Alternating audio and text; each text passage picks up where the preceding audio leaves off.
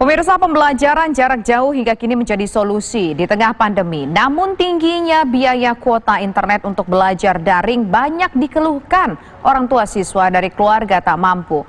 Lalu apa solusi pemerintah atas tingginya biaya kuota internet untuk belajar daring? Laporan utama hadir dengan ulasan dalam tajuk Banting Tulang Demi Kuota Internet.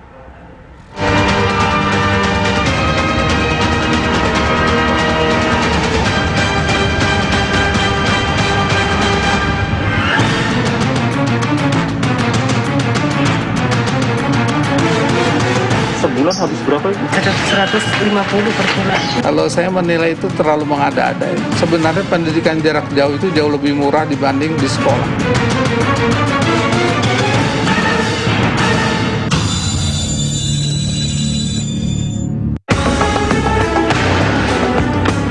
Hingga kini pemerintah masih melarang sekolah tatap muka di zona merah dan menjadikan pembelajaran jarak jauh sebagai salah satu pencegahan penularan corona yang dinilai menjadi solusi. Namun belajar daring berbasis internet tentunya membutuhkan uang yang tak sedikit untuk membeli kuota. Pada kenyataannya, tak semua siswa dan orang tua memiliki gawai atau uang lebih untuk membeli kuota internet. Banting tulang mengais rezeki demi kuota internet pun menjadi potret keseharian Sofi. Siswi kelas 2 Sekolah Madrasah Sanawiyah di Sidoarjo, Jawa Timur ini harus mengais rezeki dengan menjual nasi bungkus di pinggir jalan. Sang ibunda harus memenuhi kehidupan sehari-hari seorang diri setelah sang ayah berpulang beberapa tahun lalu. Hidup di tengah pandemi yang sulit kian terasa berat karena keluarga ini harus merogoh kocek lebih untuk membayar biaya kuota pulsa internet Rp150.000 per bulan untuk kepentingan belajar secara daring. Ada kesulitan Ibu ini terkait kan sekarang sekolah daring ya? Iya, memang itu. Kadang katanya suruh ke kelas. Pakai kan sebulan habis berapa Ibu? 2 kali itu 75. 2 kali. Tadi dagang 150 per bulan. 150. Ini adik buat adik sama adik Sofi ya? Iya, berdua sama adiknya. Nggak pasti karena ya kan namanya jualan, nggak pasti juga, kadang sisa kadang enggak. Biasanya sehari sampai megang berapa? Emang tuh berarti nggak tenang sih. Nggak tentu ya?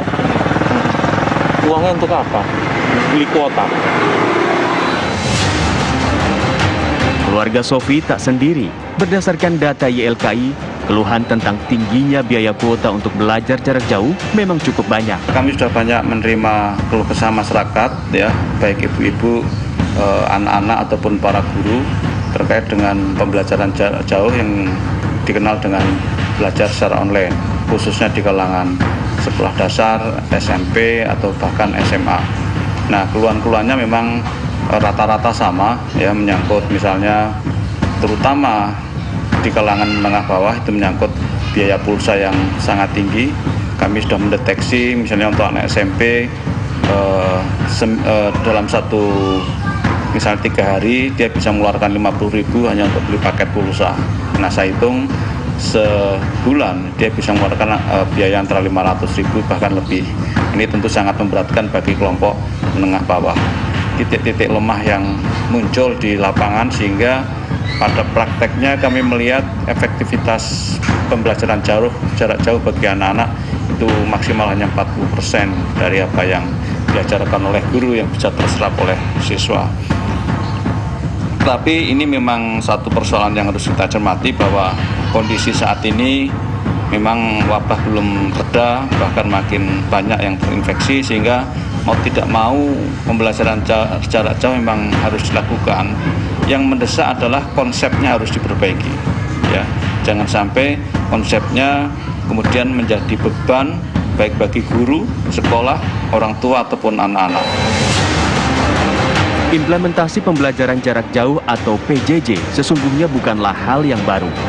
Pengamat pendidikan menyebut sebenarnya sistem daring dalam pembelajaran ini jauh lebih hemat biaya dibanding bila siswa tetap harus belajar tatap muka di sekolah. Kalau saya menilai itu terlalu mengada-ada. Sebenarnya pendidikan jarak jauh itu jauh lebih murah dibanding di sekolah. Kenapa? Mereka tidak perlu mengeluarkan uang transport, uang jajan yang saya kira dibanding dengan pembelian paket data itu jauh lebih murah paket data ya. Jadi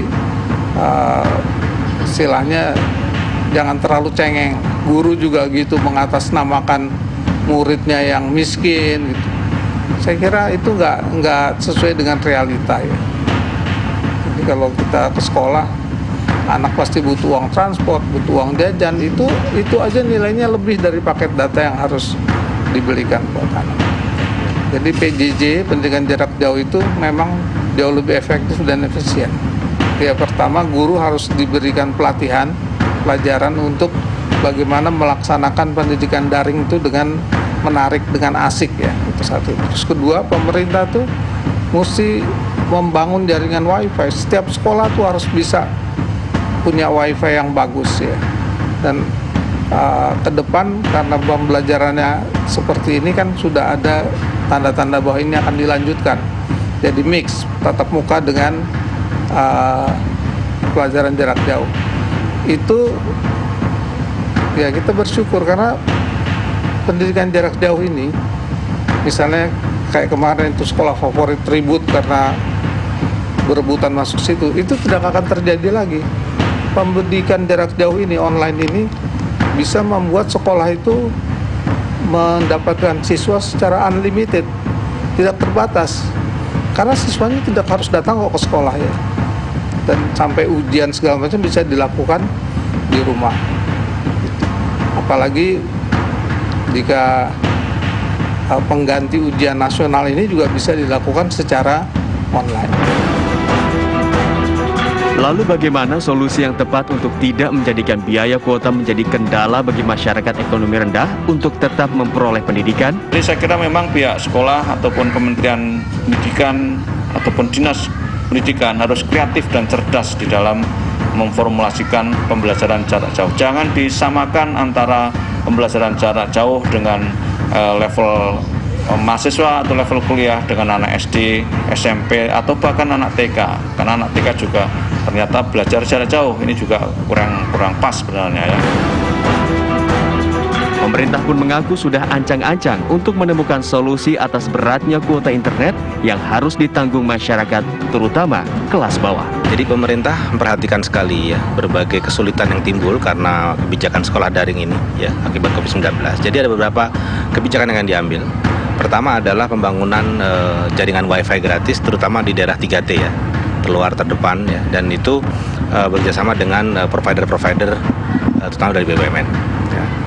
Kemudian yang kedua, saya subsidi kuota ya, yang sekarang sudah dijalankan ya untuk mahasiswa tidak mampu, dan juga ada usulan untuk pembagian smartphone gratis bagi siswa yang tidak mampu. Artinya pemerintah ingin menjamin akses seluruh siswa ya untuk bisa mengikuti program sekolah daring.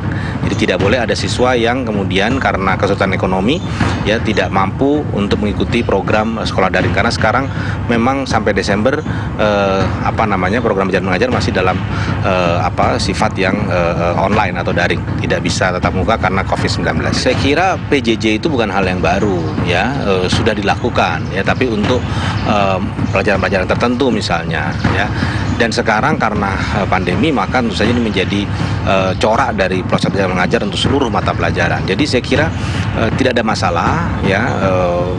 Ini sudah dilakukan dan sudah ada pengalaman, tinggal kemudian diperluas untuk proses belajar mengajar secara keseluruhan.